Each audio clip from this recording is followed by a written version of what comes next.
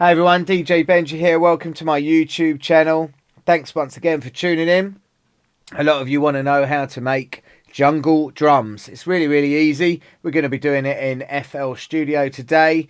So if you like my content, please remember to like, share and subscribe. It really helps me out in the channel.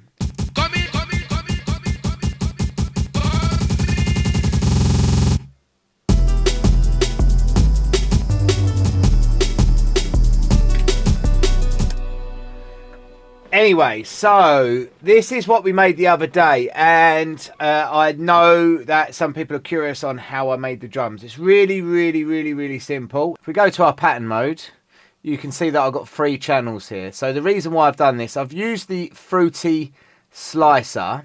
What I'll do is I'll go to a new track to just show you what I've done.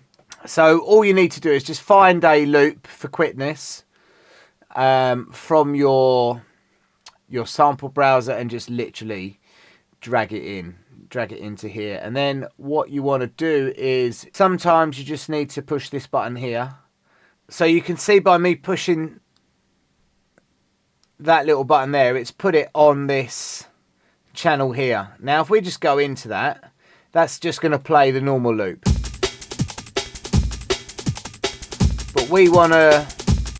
But what we want to do is we want to make it like a jungle loop. So it's really easy.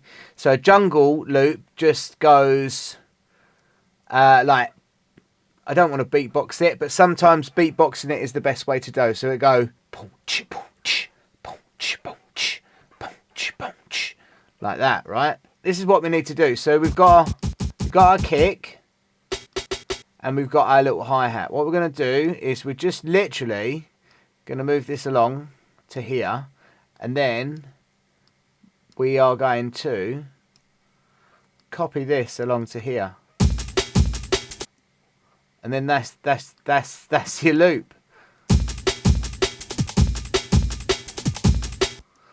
And then basically once we've done that, we can have a little bit of fun, right? So by clicking all of these, we can hear the individual slices, right? So these are all hi-hats. That's obviously our snare, and let's just let's copy that one out over to here, just so we've got. And what we'll do is we'll make like a, what's this? This is a 4-bar loop, right? So then it's all just about just having fun, basically. So we'll put that there.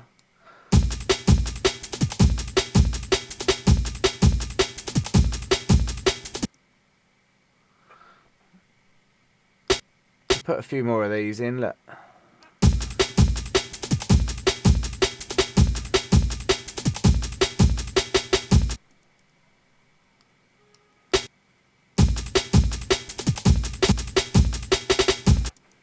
Easy, right? I don't actually want those in because they just sound a little bit confusing, so I'm just gonna copy those across. By the way, I am just using the shift key. I'm highlighting. I go command to highlight what I want, and then I'm just going shift to copy it over. So let's just go back, see what that sounds.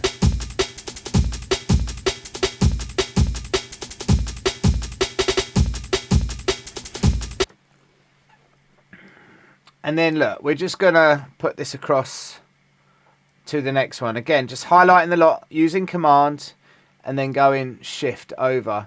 So we want to make this one perhaps a little bit different. So what I might do, just for some variation, I might just do this. Let's see how that sounds now. So this is our first loop.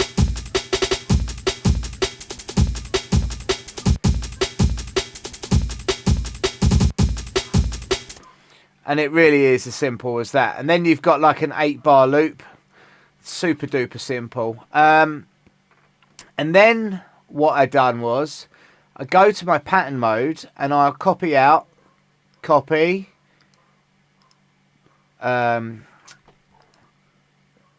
just right click and copy, paste, and paste. Now, the thing is, you can, and just so people are going to write in the comments, oh yeah, but you can do it this way, right?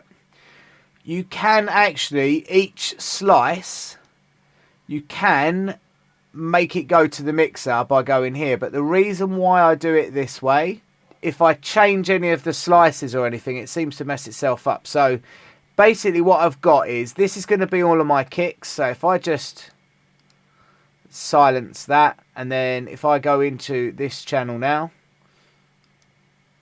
go to the piano roll. Basically anything that's not a kick I'm going to delete.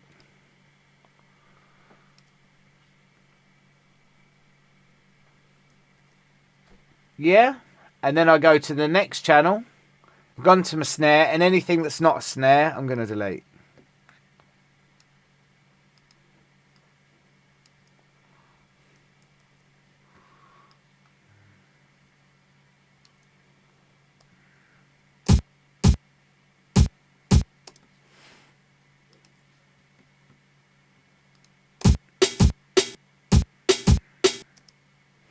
And then in my last one, in my hats, anything that's not a kick or a snare, I'm going to get rid of. Now I've got all of my hi-hats grouped to a hi-hat bus. Does that make sense? So you can see here, see these numbers? So all of my kicks go to 8, all of my snares or claps, whatever you want to call them, go to number 9, and all of my hats go to 10. So it's easier for me to just send, if you look at the way my drums are, kicks are number 8, snares number 9, and my hats are number 10.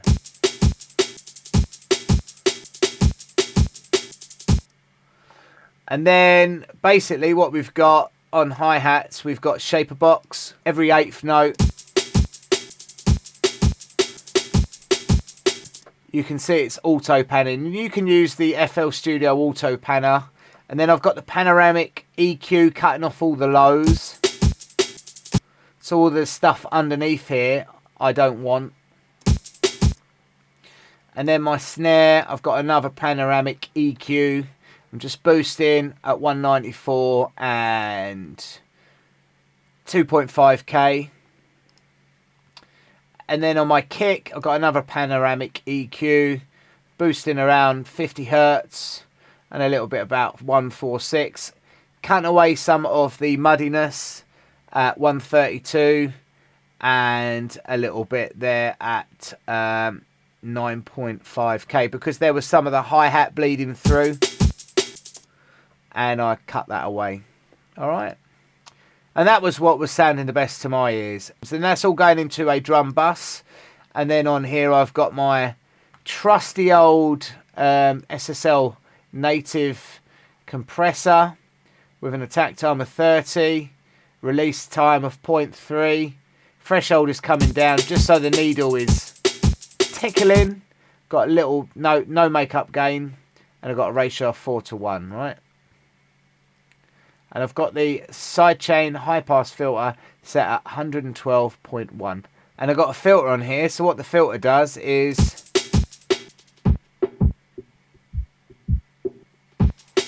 So then they're all grouped. Can you see that? Yeah? So there you have it, guys. Thank you very much for tuning in once again. DJ Benji over and out. That is exactly how I like to do my jungle drums. There are lots of different ways how to do these things, but hopefully you've enjoyed it. Anyway, have a nice day. Make sure you like, share and subscribe. Take care, everyone. See you all soon. Peace out. Bye-bye.